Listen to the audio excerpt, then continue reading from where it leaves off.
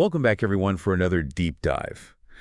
Today, we're going to be looking into the growing demand for veterinary neurologists. Definitely a hot topic. Yeah, it is. And we have a really interesting research article here about the career plans of European veterinary neurology residents. And this is important because we're always, thinking about how do we get these great specialists that we train into academia? Exactly. So that's kind of one of the things this study is looking at. Yeah, so this study surveyed both current ECVN residents, which is the European College of Veterinary Neurology, and those who had just finished their residencies in the past year to understand their training experiences and what they're thinking about doing for their careers. Yeah. And what I think is so fascinating is it reveals some really surprising insights into what factors are driving their choices. Yeah.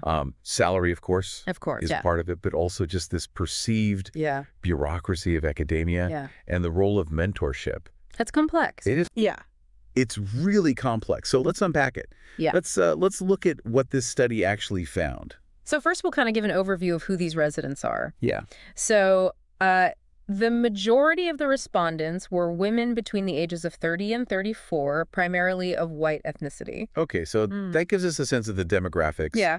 What about their training experiences? Were they generally happy with their program? Interestingly, they were. Okay. Yeah. Overall, the residents reported a high level of satisfaction with their training, but there were some areas where they desired improvement. Like what? Things like business skills, research methodology, basic neuroscience, and neurosurgery. So they want a little more well-rounded. Yeah, they want a well-rounded kind of skill set. Even within neurology? Even within neurology. Okay. Which makes sense. It does. Especially when you think about all the career paths they might pursue. That's right. And here's where mentorship comes in. While most residents found the direct teaching from their supervisors to be good or excellent, a significant portion also wished for more career guidance from those same mentors. So even if they're getting like the best technical training, they might need more support in navigating all the options that are out there. Exactly. And that's a crucial finding because strong mentorship programs can really be key in helping residents achieve their career goals.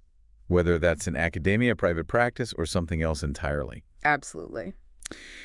So let's get to the heart of the matter here. Okay. What are these residents planning to do after residency? Yeah, so this is where it gets really interesting. Okay. Despite a near even split between residents training in private practice versus academic institutions, almost 80% of them said they plan to work in private practice after they finish. Wow. Yeah. That's a pretty big disparity. It is. Why do you think that is? Well, when asked about their reasons for choosing private practice, residents cited factors like quality of life, salary expectations, location preferences, and even the presence of other specialists from different fields within the same institution. Well, so like to have a really robust multi-specialty hospital. Yeah. So they want all those things. Yeah, it makes sense. That makes sense. They're practical considerations that can have a big impact on job satisfaction. Absolutely. So on the flip side, they asked residents about why they weren't choosing academia. Okay. And this really kind of highlighted some of the challenges academic institutions face when attracting top talent. Like what kind of challenges? The residents expressed concerns about lower salaries. Compared to private practice? Bureaucracy within academic systems. Ugh, the dreaded bureaucracy. Yeah.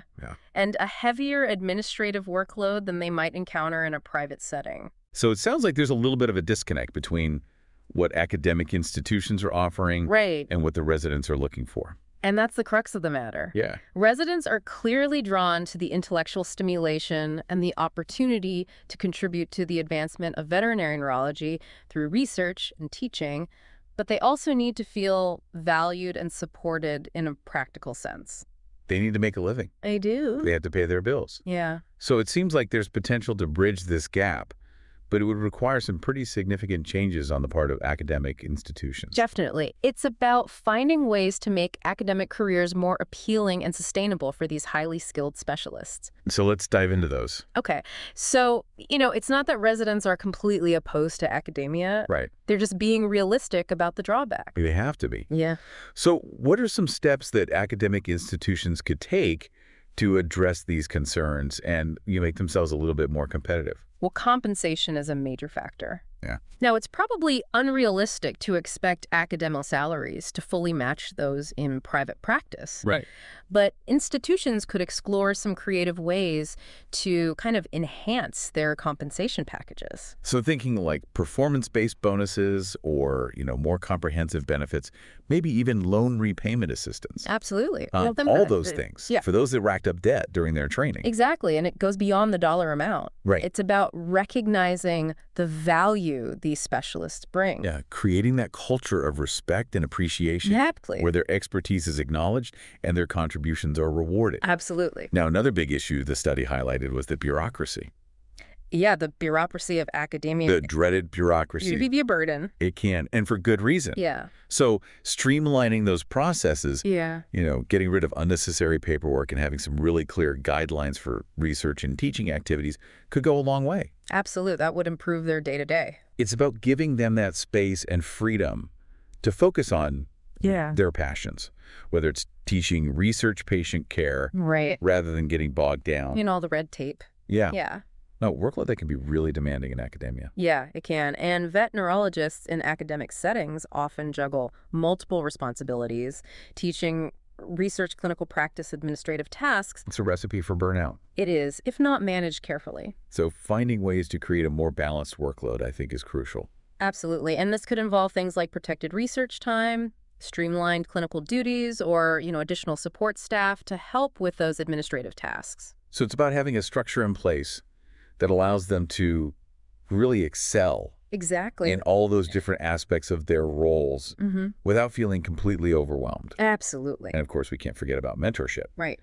The residents themselves emphasized how important that was in their decision-making process. So robust mentorship programs within academia could make a huge difference in providing them the guidance and the support they need Huge. to navigate a successful academic career. Right. It's like having a seasoned guide. Yes. To help them navigate those sometimes murky waters of academic life. Exactly.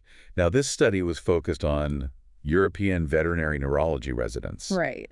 But I think the findings have some broader implications for other vet specialties. I agree. And maybe even other regions of the world. It's not just neurology. Yeah. Or Europe. It's everywhere. It's this struggle to attract and retain specialists in academia is something that we talk about all the time. All over the world. All over the world. So this is kind of a roadmap in a way for those other specialties. Exactly. Facing those same hurdles. By understanding, what's driving these residents' choices. Yeah.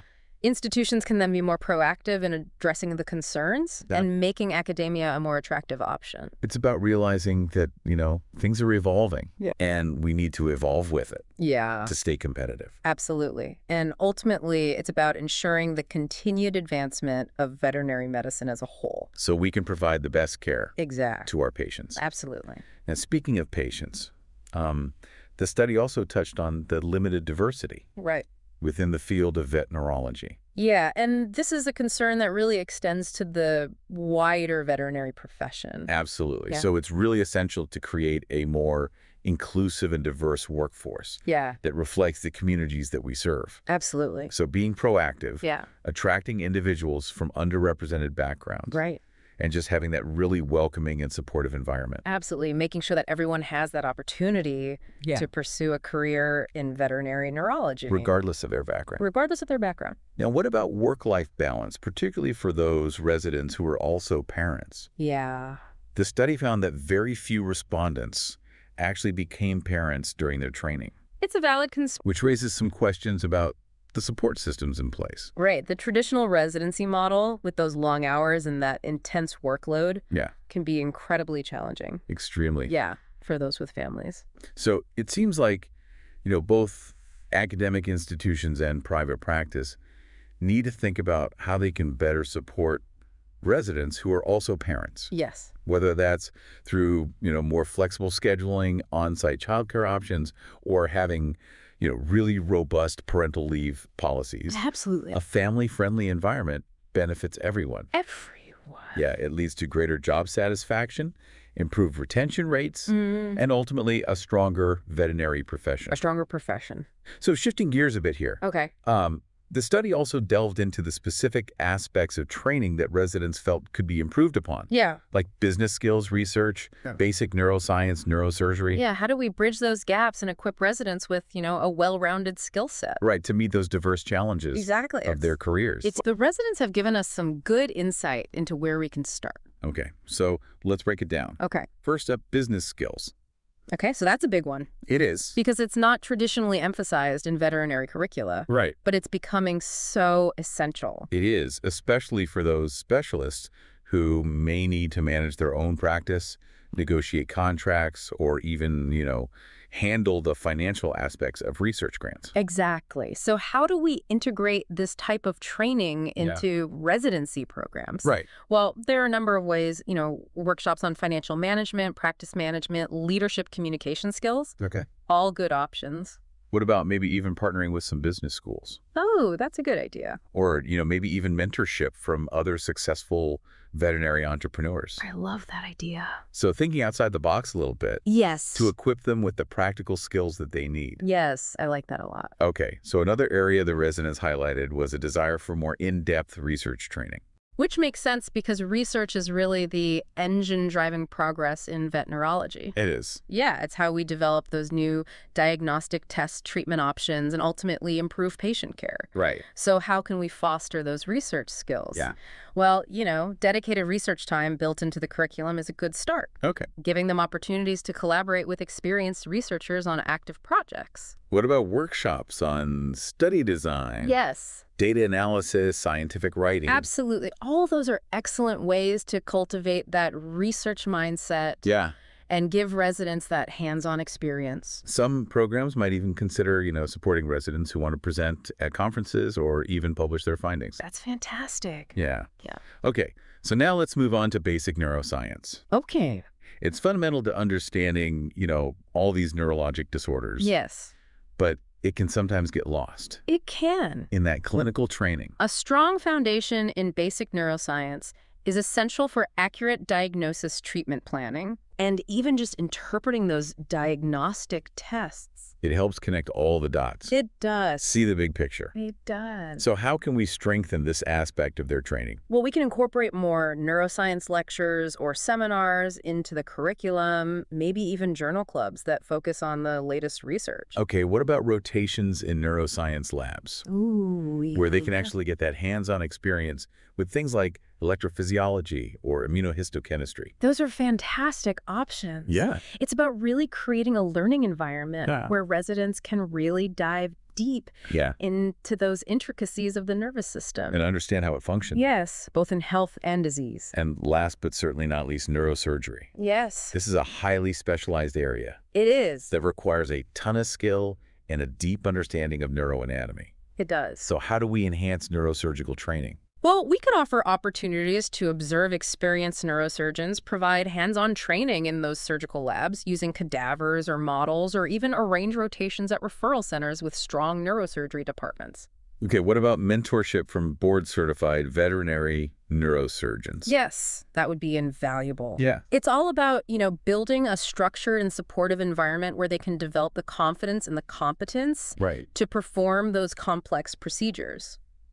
So this all sounds great, but it sounds like it requires a significant commitment. It does. From residency programs and those who oversee them. Yes, it requires an investment in resources, dedicated time for training, and above all, a culture of continuous learning and improvement. Absolutely. But ultimately, it's about prioritizing the education and development of those future veterinary neurologists, not only for their benefit, but for the advancement of the entire field. And of course, for the benefit of our animal companions who deserve the best possible neurological care. It's about giving them the tools to think through those really tough situations. Right. In a way that aligns with, our values as a profession. Absolutely. So how do we go about doing that? Oh. How do we integrate this kind of training into residency programs? Well, one approach is to make ethical discussions a regular part of their learning, Okay. instead of just, special lectures or something. Yeah. So, for example, incorporating ethics into the regular case rounds where residents can analyze those real-life cases. They can talk through them? Yeah, and discuss different viewpoints. So they can really wrestle with these tough questions. Yeah. In a safe space. Exactly. And, we can go beyond just those internal discussions. Right. We could bring in guest speakers like ethicists or social scientists Okay. to give lectures, lead workshops on things like animal welfare, end-of-life care, and the human-animal bond. So they're getting those different perspectives. Exactly. And it helps them think more critically about those ethical dimensions. And it seems like there's also a role for mentorship here. Oh, huge. The senior neurologists can share their own experiences and insights Absolutely. into how to navigate those challenging situations. Right. It's about passing on that wisdom to the next generation. It is. And helping them, figure out where they stand ethically. Yeah, develop their own moral compass. Exactly. So this really requires a commitment from the whole neurology community. It does. To make this happen. But it's a worthy investment. We're not just training skilled clinicians. Right. We're shaping the future of the field. Absolutely. We want those vet neurologists who are not only brilliant, but also compassionate and ethically aware. And ultimately, it's our patients that benefit from that kind of holistic approach. Absolutely. Well, this has been incredibly insightful. We've covered a lot. We have. We've talked about career aspirations and training needs of European vet neurology residents, and we kind of broadened it to look at the bigger challenges and opportunities facing the field as a whole. And I think vet neurology is evolving. It is. And it's exciting to think about, what the future holds. Absolutely. And this study provides, I think, a really valuable roadmap. It does. Highlighting both the areas where we're doing great and the areas where we have room for improvement. It's a call to action for all of us. Yeah. The academic institutions, the private practices, the professional organizations. All this. Yeah. To work together and build a stronger, more inclusive, an ethically informed vet neurology community. Because at the end of the day, it's about providing the best possible care to those patients. Who depend on us. Yeah, absolutely. And those families. Yes. I love them. From Vet NeuroJar, keep those minds inspired, hearts light, and tails wagging.